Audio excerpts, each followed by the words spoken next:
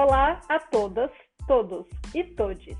Este é o episódio piloto do Foca na Info podcast. Eu sou Edi Fortini, sou bibliotecária. E eu sou o Gabriel Sustino e nós apresentaremos para vocês o primeiro podcast do Infoco. Sim, cujo tema será o que são as entidades de classe e para o que servem. Esse podcast é para todos os bibliotecários, bibliotecárias e bibliotecárias e pessoas interessadas na causa. Afinal de contas, a biblioteconomia é para todos. Em primeiro lugar, vamos falar quem é o Infoco e em seguida vamos falar sobre as entidades de classe na biblioteconomia. Por enquanto, estamos falando aqui, eu, Edi e o Gabriel, numa terça-feira de carnaval, e por isso esse programa contará só com nós dois, pois as outras pessoas estão em bloquinhos, o que também é importante.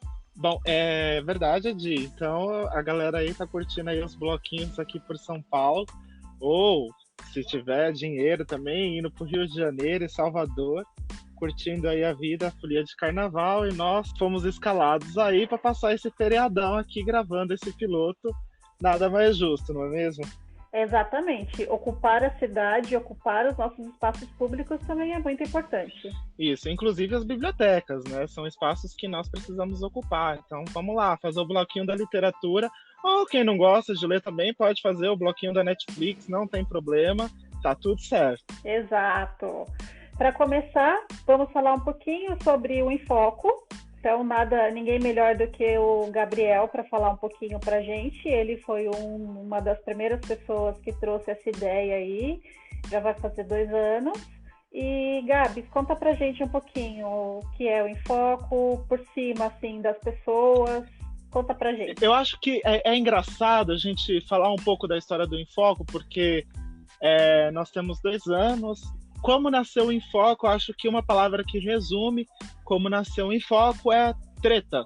Treta como tudo na biblioteconomia. Nossa, né? Com certeza, né? Eu acho que a biblioteconomia vive de tretas, brigas e afins, e o Infoco não poderia fugir dessa regra, né? Mas não de treta que a gente tretou e aí surgiu, foi mais ou menos assim, né? Mas a gente vai tentar contar um pouco esse contexto aí do que aconteceu para poder contextualizar a criação do grupo, porque eu acho que é importante, né, Edi? Sim. Hoje o grupo conta com entre 10 e 15 pessoas, mais ou menos, sim, né? Sim. Alguns participam mais, outros menos, depende das suas funções e do que eles fazem dentro do grupo, as suas atribuições, da maneira como eles podem ajudar, né? Sim, é uma entidade sem fins lucrativos por enquanto e voluntária. É importante ressaltar que todos nós somos voluntários pela causa da biblioteconomia e da ciência da informação. É um coletivo, né, de bibliotecários que surgiu aí, e agora eu posso abordar um pouco, então a gente vai mantendo uma conversa para não ficar tão chato aí para o pessoal que tá ouvindo a gente, né? Para entender um pouquinho mais como foi essa criação, né? Sim, como foi? No ano de 2017, eu e alguns colegas, nós estávamos no último ano de faculdade, TCC, aquela loucura toda. Eu acho que você sabe muito bem disso, que você passou por isso ano passado, né? Sim, infelizmente. Ou felizmente, a gente reclama, mas a gente gosta. Pô, mas entre mortos e feridos só você todos, Edi. Então você tá muito bem agora, formada, já passou por tudo isso, então tá tudo bem, tudo tranquilo agora. Sim, estou formada. Amém. E pronta para fazer uma pós-graduação. Isso aí, é esse o caminho. Bom, o que acontece? Tinha um grupo no Facebook chamado Vagas para Arquivistas e Bibliotecários.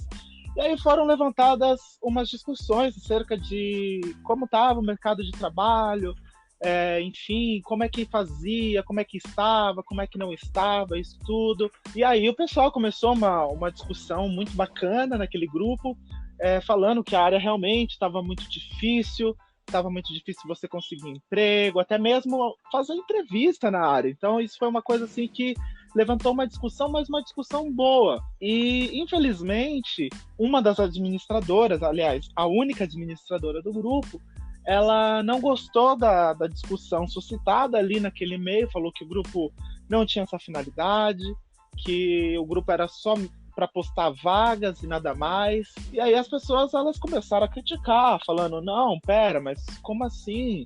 A gente não vai discutir mais? Isso tem a ver, né, com relação a vagas e tudo mais. Então, ela simplesmente engavetou o grupo, foi isso que aconteceu. Que pena, né? Pois é, e aí a discussão foi levada para outro grupo, que foi o Grupo Bibliotecários do Brasil. Foi quando as pessoas falaram assim, então, né?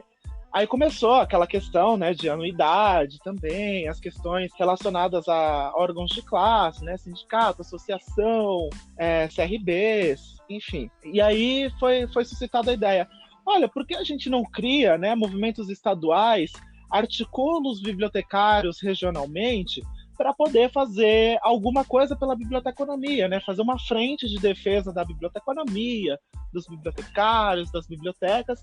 E aí foi nesse contexto, né, que uma bibliotecária, se eu não me engano, de Minas Gerais, Carla, ela criou um grupo no WhatsApp e aí se formou o movimento dos bibliotecários mineiros. Aí vocês podem perguntar, mas, cara, o que tem a ver o movimento dos bibliotecários mineiros com o Infoco? Como é que vocês chegaram nessa ideia? Bom, como eu tinha falado, eu estava em pleno ano de TCC, então eu não podia fazer muita coisa, né? Eu e os meus colegas não podíamos fazer muita coisa, até porque o TCC, quem já fez ou está fazendo, sabe que isso limita muito a gente, não temos tempo nem para respirar direito, fazendo um levantamento bibliográfico e tal, enfim, essas coisas de louco.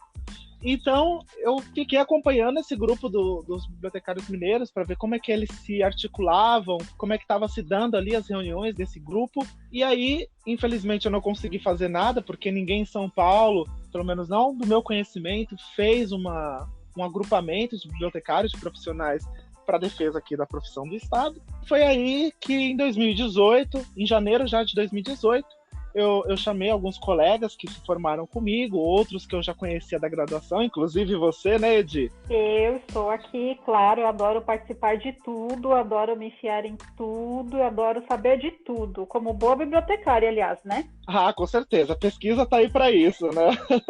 E aí, Exato. E aí foi quando nós criamos o Infoco. Na verdade, não foi com esse nome, no começo chamava Movimento pela Biblioteconomia, mas aí, por questões de mudar de nome, nomenclatura, um nome mais sucinto, mais pá, né?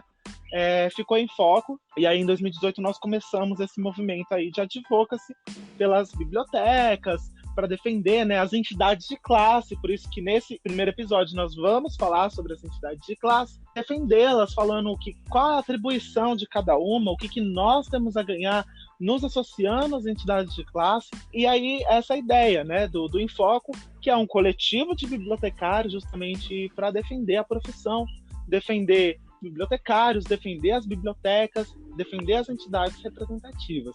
E estamos aí para isso, né, gente? Eu acho que esse é um caminho que nós temos que fazer. Não podemos ser apolíticos, né? Sim, exato. Voltando à questão das tretas, quem é bibliotecário na área sabe que as tretas fazem parte do cotidiano, então justamente nós queremos fugir das tretas, nós queremos fazer acontecer na área. Então, nós buscamos rever a profissão, principalmente agora que estamos numa fase onde a tecnologia está cada vez mais presente na nossa profissão. Então, esse é um pequeno resumo da história do Infoco. Quem ainda não nos segue nas redes sociais e gostaria de conhecer mais sobre nós estamos no Facebook, no Instagram, no Medium. Então, estamos sempre com o nome Infoco na Biblio. Não esquece o N de navio. né? Não esquece do LinkedIn. O LinkedIn é uma ferramenta muito importante. Sim. Claro, foi uma falha aqui, eu não coloquei na minha colinha. Olha só, como olha. bom bibliotecário. Cadê a cola, Edi? A pesquisa! É verdade, por isso que, tá vendo? Um grupo realiza mais do que uma pessoa sozinha. Com certeza. Então, estamos como Infoco na Biblio e nosso e-mail é contato@infoconabiblio.com.br. Estamos por aí nas redes, chega mais, nos siga, afinal de contas, nosso movimento ele é nacional, ele não é só de São Paulo, então se você achar que você tem algo para colaborar, é só chegar junto com a gente que a gente segue junto. Isso aí. Acho que bibliotecários unidos podem muita coisa. Eu acho que nós conseguimos ver um exemplo, pelo menos eu tenho 2 exemplos para dar com relação a quando os bibliotecários eles se unem, o que eles podem fazer, o que acontece. Eu acho que o primeiro exemplo disso é quando o prefeito aqui de São Paulo, João Dória, ele queria privatizar o Centro Cultural Vergueiro, e quem é de São Paulo sabe como foi essa história, como essa história repercutiu. Então, o sindicato, alguns movimentos aqui da cidade de São Paulo, inclusive movimentos literários aqui da cidade, eles se uniram, fizeram aquele abraçaço no Centro Cultural, e a pressão foi tão grande em torno do então prefeito, que ele recuou e falou, não vou privatizar o Centro Cultural, e essa ideia ficou engavetada. Que bom, né, gente? E o outro exemplo Sim, exatamente. que pode dar aconteceu recentemente aqui, né, com relação à Biblioteca da Presidência da República. Né? Então, o CRB1, parabéns para o CRB1 pelo trabalho que foi feito, pela nota que foi emitida, muito bem escrita, redigida pelo presidente do CRB1, falando, né, cobrando as entidades responsáveis de falar onde iam aqueles livros, o que aconteceria com aqueles livros.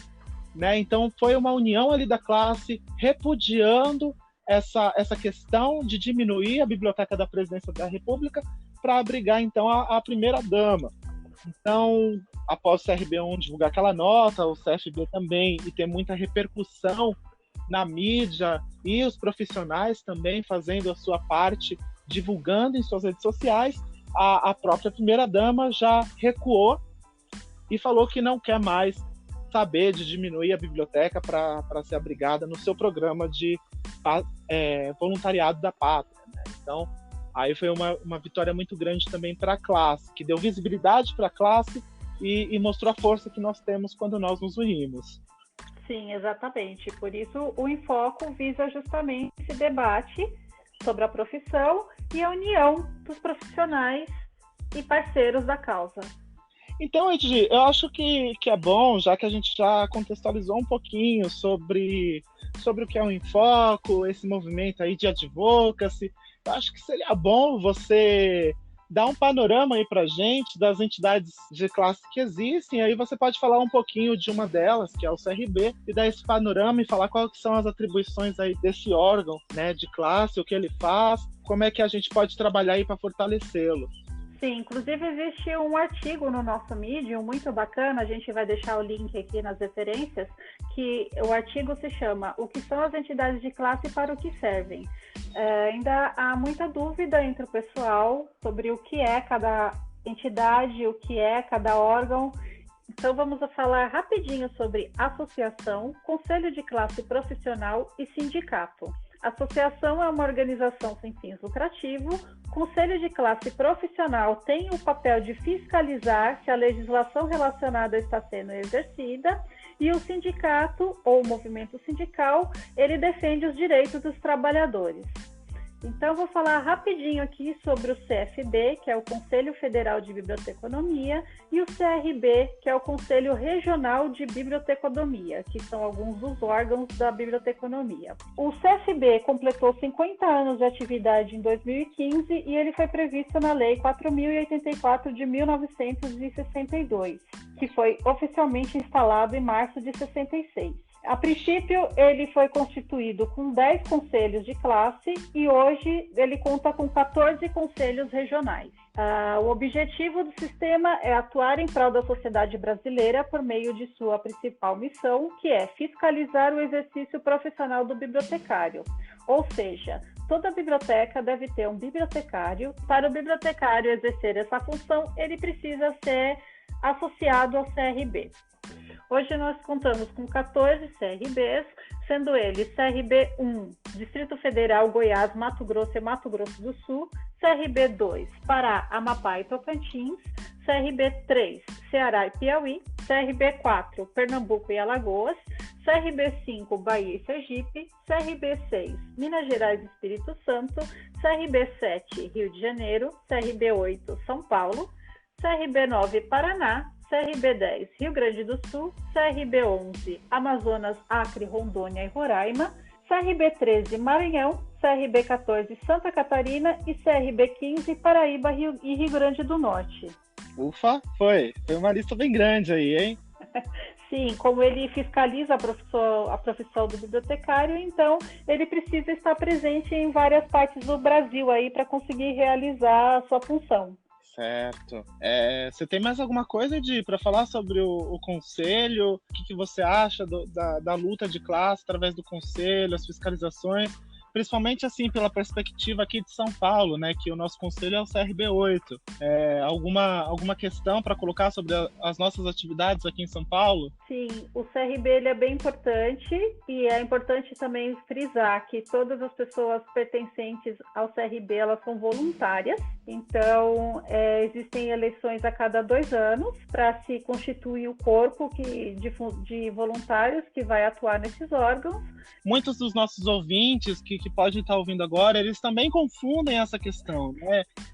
CRB, sindicato, associação, o que cada um faz, o que não faz, né? Então é importante a gente deixar claro para o pessoal, inclusive nós somos bibliotecários, galera, então nós temos que dar essa pesquisada e saber falar com propriedade, né? Então a gente falou muito bem a parte de fiscalização, toda a parte de fiscalização, para ver se está tudo certo com relação à legislação do bibliotecário, né? Se quem está naquela biblioteca é um bibliotecário de fato, isso cabe ao CRB, além de poder não, né? Ele faz, né, a defesa do bibliotecário, né? Promove a imagem do bibliotecário perante a sociedade. Então, esse é um dos trabalhos mais importantes que o CRB tem para fazer. Sim, exato. Lembrando que a profissão de bibliotecário é uma profissão regulamentada. É uma das poucas profissões regulamentadas que nós temos hoje. E é bom que a gente lute para que isso continue sendo exercido dessa forma. Sim, com certeza. É uma das pouquíssimas profissões, né, no Brasil que é regulamentada. Eu acho que é importante frisar isso. Eu acho que a luta pelo bibliotecário ela não deve ser só depositada no conselho ou sindicato ou as associações. É uma luta que tem que vir de todo mundo. Eu acho que nós nos acostumamos, infelizmente, a esperar que o outro faça, né? E aí eu fico só lá na sombra e água fresca, esperando que as coisas aconteçam. Eu acho que não podemos ser assim, não podemos ser passivos dessa maneira. Ou brigando na internet, né? Então, obrigando na internet, porque nós precisamos fazer algo, né? Porque é muito fácil, né? Eu chegar em um post do Infoco como esse daqui, por exemplo, e falar assim, então, mas o CRB não faz nada por mim, eu não vejo nada, sabe? Não acontece nada no meu estado, na minha cidade. E aí eu te pergunto... Só sabe cobrar. Sim, aí eu te pergunto, o que te impede de ou lançar uma chapa, isso é até demais, né, lançar uma chapa para o CRB, mas participar das plenárias, nem que seja, você não mora aqui na capital paulista, mas você é do interior, então vê a possibilidade, mandando e-mail para o CRB, falando assim, olha, eu moro no interior de São Paulo, moro em Ribeirão Pires, né, moro lá em uma cidade longe, não lembro muito assim, mas... pede para participar via Skype, via Hangouts, a tecnologia, afinal de contas, está aí para servir a gente, né? E aí você fica a par de tudo que acontece dentro do conselho para saber realmente como é que funciona, né? E lembrando, assim como o Infoco, o conselho ele também é um trabalho voluntário, né? Então a galera tem esse trabalho aí, elas têm que trabalhar para ter o seu sustento, mas ao mesmo tempo elas têm que cuidar do conselho, né? Então é um trabalho aí muito grande que é feito. Sim, e quando tiver um tempinho, quando estiver por São Paulo, dá uma passadinha lá no CRB8, na Rua Caju, né? Exato, dá uma passadinha na casa deles, eles têm uma sede muito bacana, toma um café com eles lá, eles vão te atender com toda a boa vontade do mundo. Assim esperamos, afinal de contas é a casa do bibliotecário, né, Edi? É verdade. Vamos falar um pouquinho sobre a associação? Bora falar sobre associação, né? Vamos lá, que o tempo ruge e, como diz o ditado, a Sapucaí é grande. Ei, quase não foi, hein? Parece até que você estava pulando o carnaval por aí também, né? Não, eu tava no bloquinho dos Unidos da Netflix, assistindo uma serinha, sabe? Então, tava nesse bloco. Quem é desse bloco aí sabe como é. Exatamente, bom, então... são muitas séries. Então vamos lá. Associação. Então a associação ela foi instituída pelo Código Civil, pelo novo Código Civil, na Lei 10.406, do dia 10 de janeiro de 2002. Então ela é definida ali dos artigos 53 ao 61 e é definida assim como uma organização sem fins lucrativos e uma entidade de direito privado que reúne pessoas em favor de um bem comum em prol do bem-estar, do social, do bem da cultura, da política, da filantropia ou realização de processos produtivos de bens ou serviços coletivos. Essa foi uma definição dada pelo SEBRAE lá em 2019. Então, qual que é o papel da associação em si? Né? Ela promove treinamento, aprimoramento, cursos, congressos, simpósios, fóruns. Ela também promove o aprimoramento social e profissional dos seus filiados, né, no mercado de trabalho. Representa a profissão em espaços, em eventos, né, em espaços de eventos políticos, eventos públicos, eventos correlacionados com a área, onde, por exemplo, o bibliotecário poderia estar ali atuando. Então a associação tem esse papel aí de levar a palavra da biblioteconomia, né, gente? Exatamente, o que é muito importante. Nossa, agora veio na minha mente assim, essa questão de palavra da biblioteconomia, o enfoque assim, batendo na porta assim, do povo 8 da manhã falando, com licença, assim, você teria um tempinho para ouvir a palavra da Santa Biblioteconomia? E a outra pessoa respondendo, Bíblia o quê? Bíblia o quê? Meu Deus! Né? Bíblia o quê? Economia? Aliás, exatamente. Aliás, toda quarta-feira nós temos a nossa coluna no Instagram, Bíblia o quê? Acompanhe. É muito interessante. É muito interessante porque a gente traz o boom, né, da área, assim, vários facetas da biblioteconomia, e uma que está super na moda, assim, o pessoal curtiu bastante, foi a medicina baseada em evidência. Eu acho que é uma coisa uma novidade, né, que a gente trouxe para o pessoal, que muitas pessoas, até mesmo bibliotecários, desconheciam, né? Exato. Voltando ao assunto da associação, vamos lá. Nós sabemos que a maioria dos estados possui uma associação de bibliotecários que promove essas atividades. Então, nós gostaríamos de convidar os profissionais que quiserem falar aqui com a gente, para fazer uma entrevista aqui com a gente. Nós estamos abertos. Alô, Adriana, todas. Estamos abertos para você vir aqui dar uma entrevista com a gente. FEBAB aí, ó. Um beijo, Adriana Ferrari. Um beijo, Adriana Souza. Estamos aqui para ouvi-las. Aqui, ó, o microfone está aberto para vocês. Exato.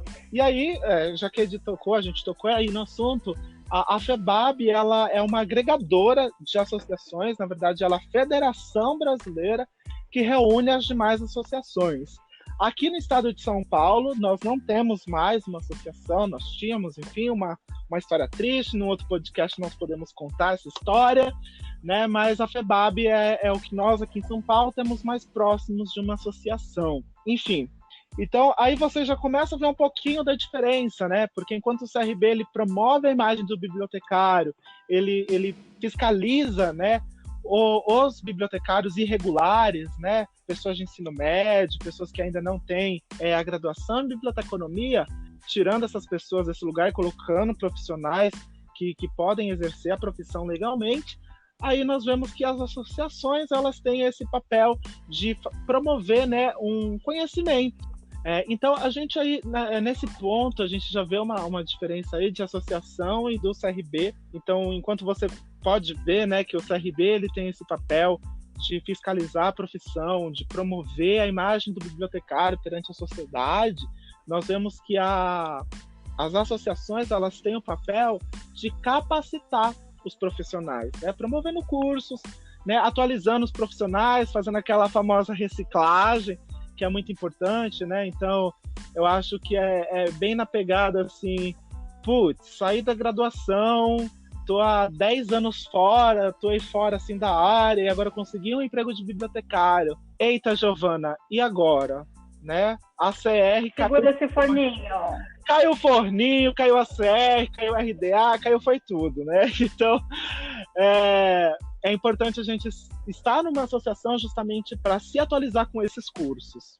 E por fim, gente, nós podemos falar sobre o sindicato, um movimento que está sendo muito atacado nos últimos anos, né? Mas o movimento sindical ele é um direito do trabalhador, ele representa os cumprimentos dos deveres e direitos trabalhistas e jurídicos dos associados, né? Visando sempre, gente, sempre a vida profissional dos membros e as condições de trabalho. Né? Então, o papel do sindicato é a defesa da representação das categorias nas esferas públicas e privadas perante as autoridades e poderes, além dos patrões, né? Regulamentando aí questão salarial, questão de insalubridade, questão de piso salarial. Então, pessoal, vamos deixar bem frisado aqui nesse podcast que o sindicato que estabelece piso salarial, infelizmente o CRB ele não tem essa atribuição, por lei também ele não tem essa atribuição de estabelecer um piso nacional. Então, quem faz isso é o sindicato, né? Então, acho que aí para as pessoas que falam que o CRB devia intervir em questões salariais de concursos, infelizmente ele não pode, porque é uma atribuição do sindicato. Fazer o quê, né, gente? É uma questão muito delicada, né? Falar desse ponto, né? Então, falar um pouco do movimento sindical brasileiro e principalmente bibliotecário, a gente pode falar que é um movimento que está muito frágil, porque a gente não está conseguindo se articular politicamente nos nossos sindicatos para podermos conseguir os benefícios, nem sequer a gente conseguir um piso nacional. Infelizmente, que aí a gente poderia... Exato. Né? Então, pouquíssimos estados da federação contam com um sindicato ativo. Então, onde nós temos notícias, nós só temos o Paraná, o Rio de Janeiro e aqui São Paulo. E é complicado, é muito importante que os profissionais eles se sindicalizem, né, para poder aí trazer uma renovação também nos sindicatos e fazer com que a luta tenha outra frente, né? Então, a gente tem aí a representação do CRB pelo profissional, pela identidade profissional junto à sociedade. Nós temos aí as associações que vão fazer esse trabalho de reciclagem do profissional e promover encontros com profissionais de outras áreas também. E temos aí o sindicato que vai assegurar os direitos trabalhistas. E salários, com certeza, está incluso aí. Exato. Um outro exemplo disso que a gente queria trazer aqui para esse podcast é sobre o projeto de ideia legislativa do Senado, do site do Senado, que estabelece a presença de bibliotecários em todas as bibliotecas escolares do país. Para isso, ele precisa de pelo menos 20 mil apoios. Então, hoje, 25 de fevereiro, plena terça-feira de carnaval, nós só temos apenas 8.557 apoios. É muito importante que, se você ainda não assinou isso, você entre lá, assine, repasse para o seu grupo de amigos, grupo de pessoas próximas, para que assine, para que a gente atinja pelo menos esses 20 mil apoios. A gente também vai deixar o link na descrição para vocês colaborarem. E nós acreditamos que seja isso, né, com relação ao Infoco, às entidades de classe. E é claro, nós também deixamos aberto para a galera do CRB. O microfone aqui está aberto para o pessoal do CRB, do sindicato, para falar um pouco da entidade, falar como funciona, como é que está essa luta aí, o CRB com as fiscalizações, o sindicato com os associados, né, os processos também, né, que são gerados nessa luta aí. E nós nos colocamos à disposição para ouvir vocês também. Então, manda suas sugestões, o que vocês querem ouvir por aqui. Enfim, é isso, né, Edi? Sim, vamos tentar disponibilizar esse podcast no maior número de plataformas possível. Vamos fazer uma chamada nas redes, dizendo que ele está pronto para você ouvir. Queremos ouvir de vocês o que vocês gostaram, o que vocês não gostaram, pautas para as próximas edições e, principalmente, queremos ouvir as pessoas da classe. Pessoas dos órgãos, entrem em contato conosco, a gente quer entrevistar vocês, a gente quer falar com vocês. Com certeza, o microfone está aberto e ficamos aqui com o nosso Foca no Infoco. Opa! Eita! Esqueci. Foca no foco do Infoco. Bom, e ficamos aqui com o Foca na Info, o nosso podcast do Infoco. E é isso, ficamos por aqui e queremos ouvir vocês. Tchau, tchau, pessoal. Até a próxima.